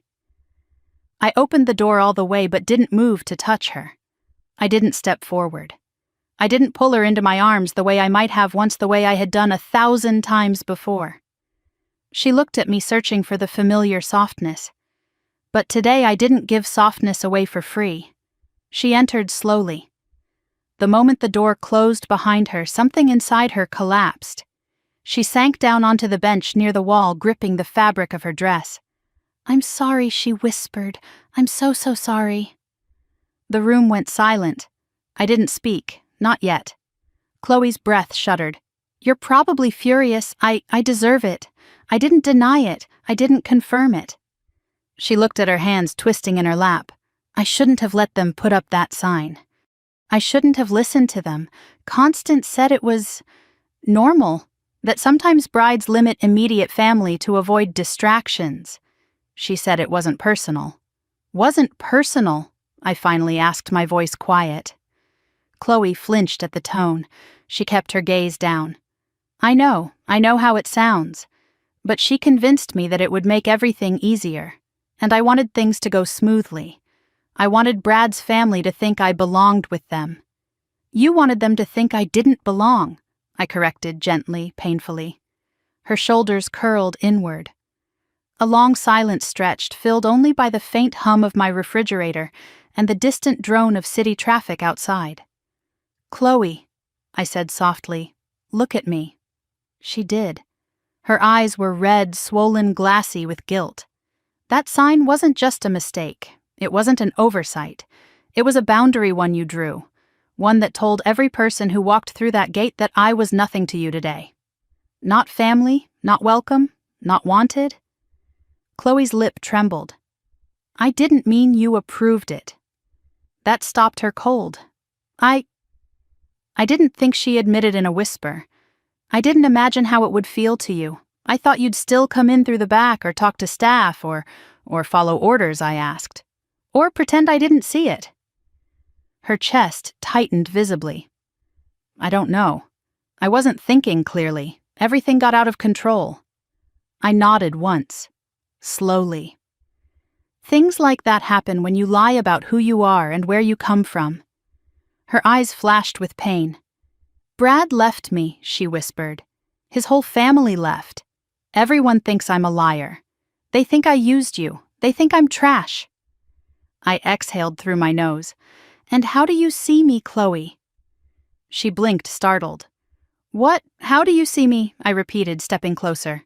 "Your sister. Your provider. Your embarrassment. Your past." She swallowed hard. "You're my family. You're everything. I didn't want them to see where I came from. I didn't want them to look at you and judge me." "I raised you," I said quietly. "I worked for everything you have. I gave you every opportunity. And you erased me." Chloe burst into tears, covering her face. "I was stupid. I was selfish. I wanted a life that looked perfect. I wanted to feel like I finally mattered." "You've always mattered to me," I said. "I never needed you to be rich. Or impressive. Or anything more than yourself." She sobbed harder, her breath shaking. I know. But I wanted one day where I wasn't the girl whose parents died, whose sister worked double shifts to raise her, whose clothes were hand-me-downs until high school. I wanted to be someone new." "You became someone unrecognizable," I replied softly. She shook her head frantically. "Please don't give up on me. I can't lose you. I can't, Mel. I didn't think you'd walk away from the wedding like that. I thought you'd still show up, fix everything like you always do." There it was. The truth. The heavy, unforgiving truth of our relationship. "You don't need a sister," I said gently. "You need a savior, and I'm done being one." She lifted her face, stunned. I knelt down to eye level. Your life fell apart today because you built it on lies and assumptions. Not because I withdrew support. You were old enough to know better. Old enough to be better. Chloe wiped her cheeks. I can be. I swear. I'll fix everything. I looked at her with love, with grief, with exhaustion. You can't fix today, but you can change tomorrow. She nodded rapidly. I will. I'll prove it. I'll do anything. Then start by taking responsibility, I said. Not excuses, not panic, not expecting me to hold the weight for you. A pause. A long, heavy silence. Then she whispered, I'm scared, Melissa. I know, I said softly. Growing up is terrifying, especially when you've been protected for so long. I didn't mean to push you out of my life, she breathed. But you did, I replied. And you have to understand the damage. She let out a quiet sob. Do you hate me? No, I whispered, but I'm hurt. And that takes time. Her shoulders sagged with relief and shame. I stood up, offering her a hand. She took it slowly, as if unsure she deserved the gesture. You can stay here tonight, I said, on the couch. Tomorrow we'll talk about next steps. Her breath trembled. Thank you. But Chloe, I added, meeting her eyes, I'm not fixing the rest of your life for you. This time you walk your own path. She nodded, tears falling again. I understand. As she curled up on the couch, still wearing the ruins of her wedding dress, I stepped quietly into my bedroom, closing the door behind me. I leaned back against it, letting the silence settle against my spine. My heart ached, but it didn't break. Not this time. Because this was no longer the story of a sister being used. It was the beginning of a sister finally being seen. And for the first time in years, I let myself believe that maybe, just maybe, Chloe could become the woman I had always hoped she'd be. But only if I stepped back far enough for her to walk forward on her own. Chloe didn't sleep. I knew it from the second I stepped out of my bedroom at sunrise and saw her sitting exactly where I had left her on the couch, wrapped in one of my blankets, eyes red and swollen hair loosened from yesterday's chaos. The early light poured across the room in soft gold, but it didn't soften her expression. She looked older, smaller, years younger, and years heavier at the same time. I walked into the kitchen quietly, not wanting to startle her, but she lifted her head as soon as she heard the faint clink of a mug. Mel, her voice cracked, Are you talking to me today? I poured water into the kettle before answering. Yes, we need to talk. Her shoulders sagged with a mixture of relief and fear. I made coffee for myself and tea for her, just like I used to when she studied late in high school, claiming she'd never make it through anything without me. I carried both mugs to the living room and set hers on the table before sitting across from her. She stared at the tea for a long moment, then whispered, I'm scared to ask. But what happens now? It was the right question. The one she had avoided for years under layers of dependence and denial. I folded my hands together. That depends on what you do next. She nodded slowly, bracing herself. Just tell me and I'll do it. That's the problem, I said softly. You want me to decide your life for you. Her eyes widened. That's not what I meant. It is, I replied gently. You've spent your whole life leaning on me. Even things you should have managed yourself, you waited for me to handle. Bills, school forms, rent, jobs, breakups. And now, your wedding. She winced. I know. I'm trying to understand why I depended on you so much. Because you never learned how not to, I said. I protected you from everything. Too much, maybe. Silence stretched. Chloe's hands tightened around the blanket. I don't want to be this person anymore. Good, I said, because yesterday showed you exactly where this version of you leads. Her breath hitched, remembering the wreckage of her perfect day. Brad won't talk to me. His mother blocked my number. My friends left early. And I don't know what to do. You start, I said, by facing the truth you've been hiding. She hesitated. Which truth? That you used me? I said, not harshly, but with painful honesty. Not consciously, not maliciously. But you did. Her face crumpled. I didn't want to. I swear, I just didn't think. I assumed you'd always be there. I assumed you'd say yes. You always said yes. And you never asked what it cost, I said. Emotionally, financially, personally. Chloe looked at me like she was seeing me clearly for the first time in her life. I didn't know how much you sacrificed. You didn't want to know, I said softly. Because knowing means responsibility.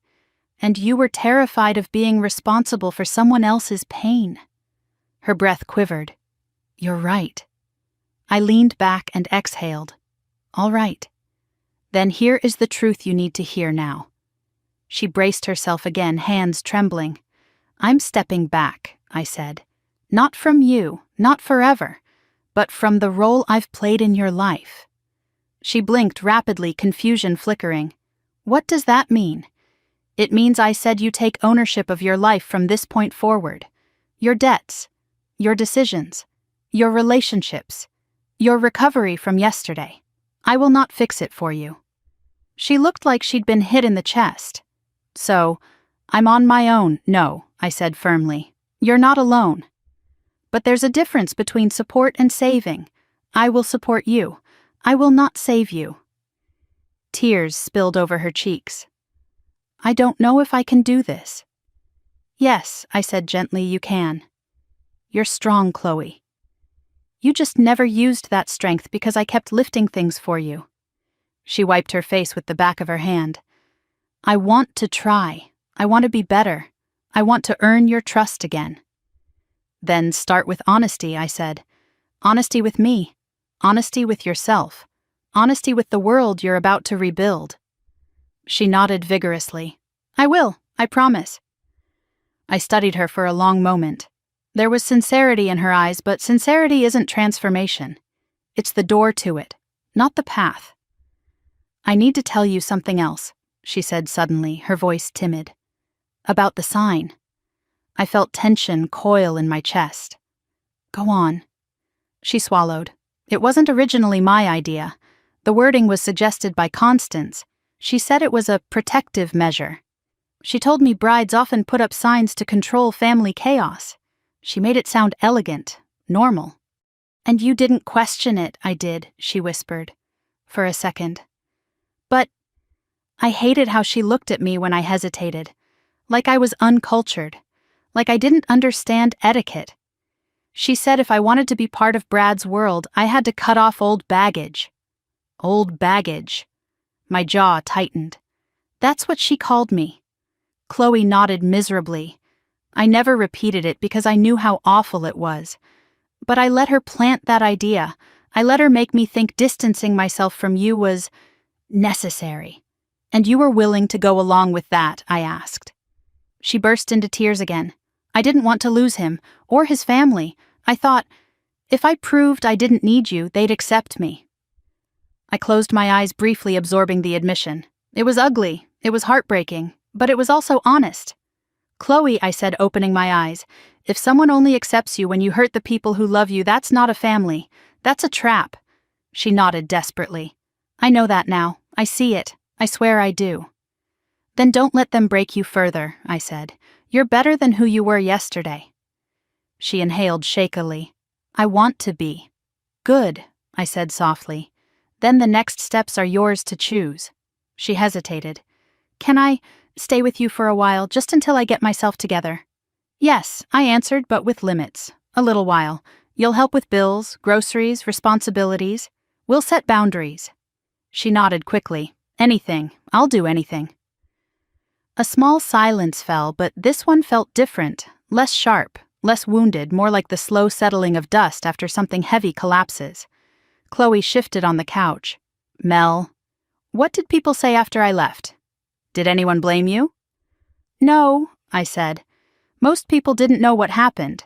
Those who did know that if a wedding falls apart because the sponsor withdraws, the sponsor is rarely the root cause. She exhaled in relief. Thank you for not telling everyone everything. It wasn't their story to hear, I said. Will you tell me what you're going to do now? She asked. I paused. I'm taking time for myself, I said finally. Real time, not a few hours, not a weekend, actual space to breathe, to decide what I want from my life. She stared at me with wide, uncertain eyes. Are you leaving? No, I said.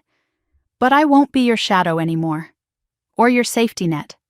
Or the person who sacrifices so you don't have to. She wiped another tear. I think I need to learn how to stand without holding on to you. Yes, I said gently. You do. A long, trembling breath escaped her.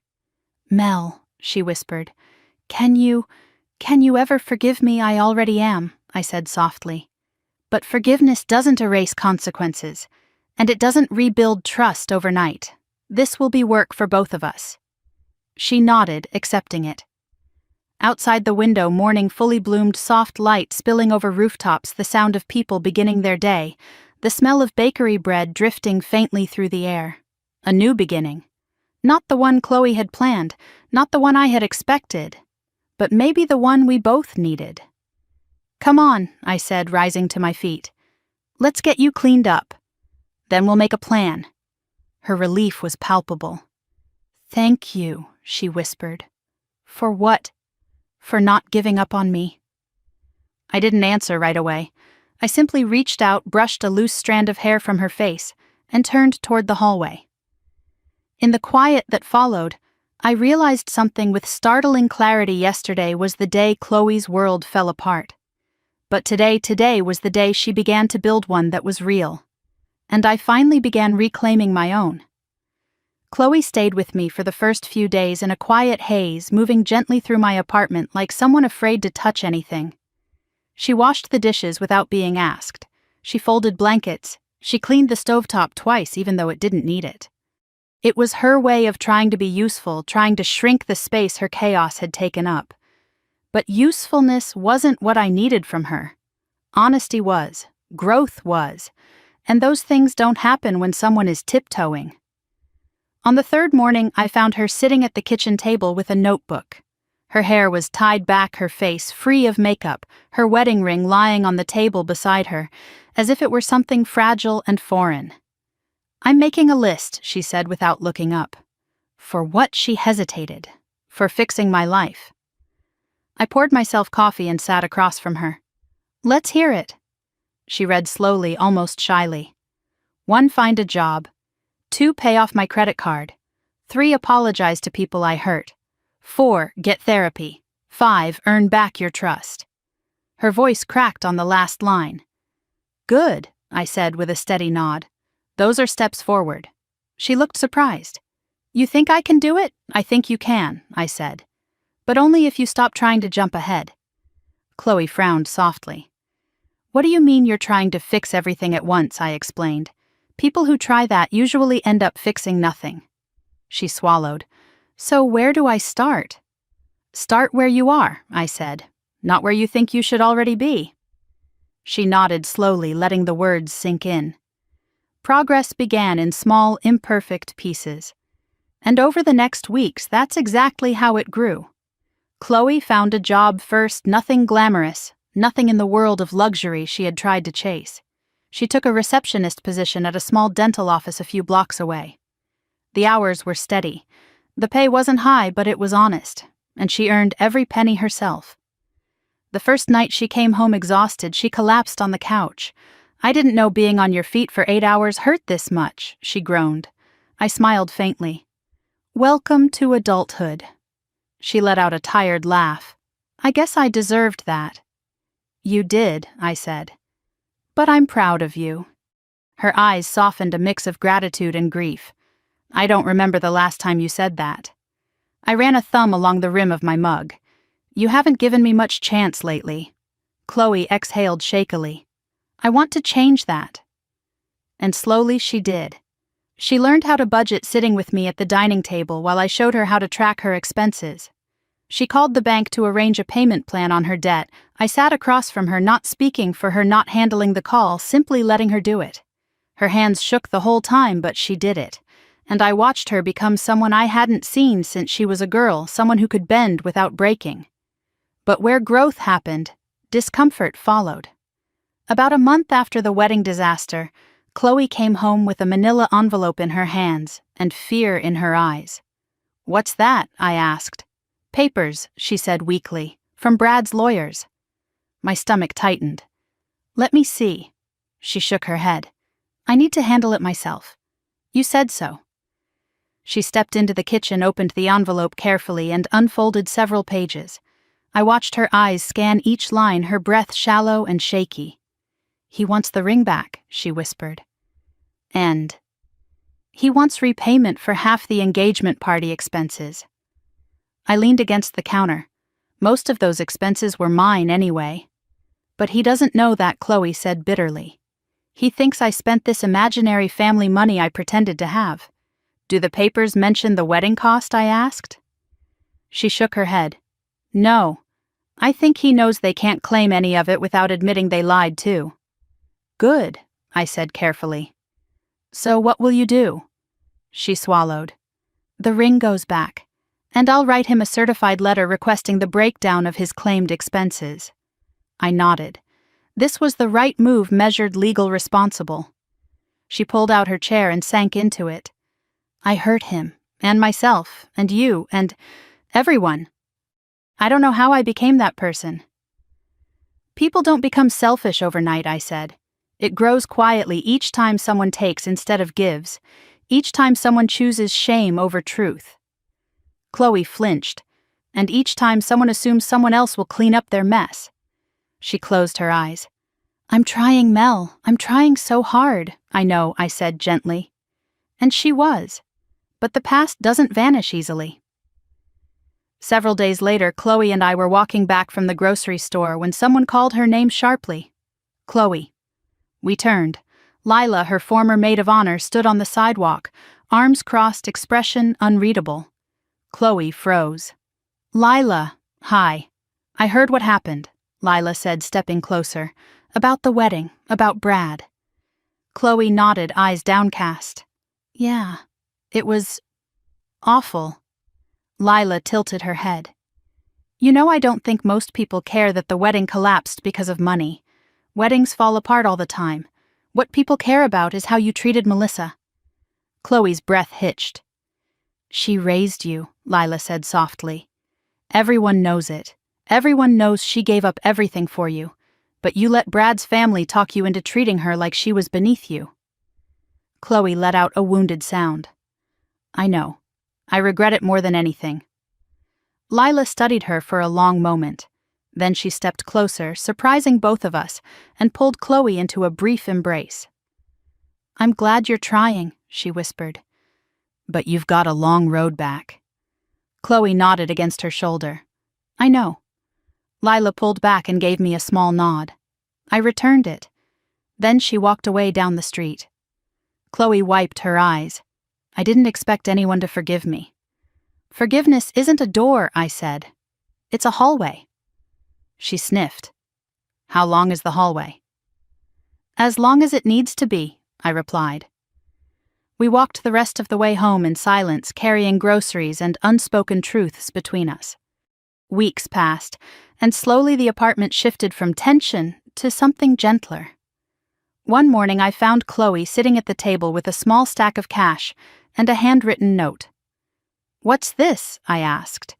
"My share of the rent," she said timidly. "And a little extra. For bills." I blinked, surprised. "Chloe, that's the first time you've ever paid rent." She smiled sadly. "I know." I sat down beside her, feeling something warm loosen inside my chest. "I'm proud of you." Her eyes shone. That means everything, and it did both to her and to me. But the real turning point came unexpectedly. I returned from work one evening and found Chloe sitting on the floor with a box photographs, letters, old report cards from when she first moved in with me. She held one picture up. It was the two of us from years ago, her in pigtails, me in my diner uniform, both smiling in a way we hadn't in years. "I lost this," she whispered.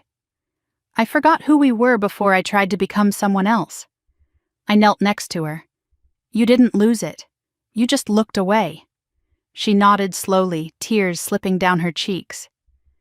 "Thank you for not looking away from me, even when I didn't deserve it." I pulled her into a gentle hug. Sisters don't give up. Not truly, but sisters also don't let themselves be erased. She clung to me, shaking with quiet sobs. I'm sorry, Mel. For everything. I know, I whispered, and I forgive you. But what matters now is what you build from here. She nodded against my shoulder. I'm going to build something real, something honest. That's all I want, I said. Later that night, after she went to bed, I sat alone on the couch and looked around the apartment. For the first time in months, maybe years, I felt something settle inside me. Peace. Not because everything was fixed, not because Chloe was suddenly healed, but because she was finally trying, and because I had finally stepped out of the role that kept us both trapped. Tomorrow would bring new challenges, hard talks, financial strain, emotional unraveling. But now there was room for growth, for change, for something healthier, something true. And as I turned off the lights, letting the apartment fall into quiet darkness, I realized something profound. This wasn't just Chloe's new beginning. It was mine, too. The morning Chloe moved out of my apartment was warm and bright, the kind of morning that made everything feel possible. She stood in the entryway with her small suitcase, nothing like the mountain of luggage she brought years ago when she first decided to temporarily live with me. This time she carried only what she needed, only what belonged to her. And there was something symbolic in that simplicity. I found a studio near the dental office, she said, smoothing her shirt with nervous hands. It's tiny, but it's mine. It's a good first step, I replied. She nodded, but her eyes shimmered. You really think I'm ready? You've been ready, I said. You just didn't know it until now. Her chin trembled, but she fought back tears. Chloe wasn't fragile anymore, not in the same way. She cried less, she broke less, she apologized more, and she had begun to hold herself up with effort, yes, but genuinely. She hugged me then, tight and warm and desperate in a way that wasn't rooted in fear, but gratitude. I love you, Mel. I love you too, I whispered. And loving you doesn't mean losing myself anymore. She pulled back, wiping her cheeks. I'm nervous. That's normal, I said softly. Nervous means you're stepping into something new instead of hiding in something old. She laughed lightly, a fragile but hopeful sound. You always say things like that. Someone has to, I teased gently. She picked up her suitcase, took one more breath, then walked out the door and down the hallway. I watched her through the peephole, not because I didn't trust her, but because I wanted to memorize this moment. The moment my sister finally began living for herself. When the elevator doors closed, something loosened in my chest, a final thread, tying me to a version of my life that no longer existed. The days that followed were quiet, but not lonely. For the first time in years, my apartment belonged entirely to me. I could hear my own thoughts again. I could cook for one without guilt. I could sit on the couch without waiting for someone to walk through the door, crying, exhausted, demanding, lost. And unexpectedly, I felt lighter. I started writing again, a hobby I'd abandoned when Chloe's needs took over my world. I bought plants and didn't worry about them being knocked over. I slept deeply without checking my phone in the middle of the night for Chloe's messages. I even took a weekend trip alone, a long drive up the coast where I walked barefoot along the shoreline and realized how much of myself I'd given away without noticing. 2 weeks after Chloe moved out, she invited me to see her new apartment. It's not fancy, she warned as she opened the door, or big, or decorated. But what I saw made my chest swell with warmth. It was small, yes, and plain. But it was clean and organized. A thrift store sofa, a tiny table set for one, an improvised bookshelf made of crates stacked neatly. A houseplant someone at work must have given her sat proudly by the window. And on the wall, taped carefully, was the photo she'd found in my box, the one from years ago of the two of us smiling outside the diner. You hung it up, I said softly. It reminds me who I want to be, she whispered. I pulled her into a brief hug, and she hugged me back with sincerity rather than desperation. Do you want to get lunch? She asked. My treat. I budgeted for it. I smiled. I'd like that. As we walked, she told me about her co-workers, her patience, her growing competence at juggling schedules and dealing with difficult clients. She didn't tell these stories to impress me. She wasn't performing. She was proud of herself. And she should have been. One evening a few weeks after that, Chloe called me, not crying, not panicked, but excited. I paid down one of my credit cards, she announced. Only a small chunk, but I did it with my own paycheck. That's wonderful, I said. Keep going, you'll get there faster than you think. And I applied for night classes, she added. Administrative management. If I work in the dental office long term, I want to grow. I paused, letting the pride settle through me like warm tea. Chloe, I said gently, you're becoming someone you'll be proud to know. She laughed. I hope so. I want you to be proud of me too. I already am, I said. Not because of what you're doing, because of who you're becoming. On the other end of the line, she wiped away tears. I could hear it in the slow shakiness of her breath. Thank you for giving me the chance to change. You gave yourself that chance, I reminded her. I only stepped aside. Months passed and our relationship settled into something healthier, less codependent, more intentional. We saw each other regularly, but not constantly. We talked about real things instead of avoiding them. She apologized again sometimes, not out of guilt but reflection. I forgave again, not out of obligation but understanding. She worked hard, she rebuilt, she grew. And I lived, not for her, not for anyone, but for myself. On the 1-year anniversary of her ruined wedding day, Chloe knocked on my door. She looked stronger, her posture straighter, her hair neatly styled, her clothes simple but confident. She held a small box in her hand.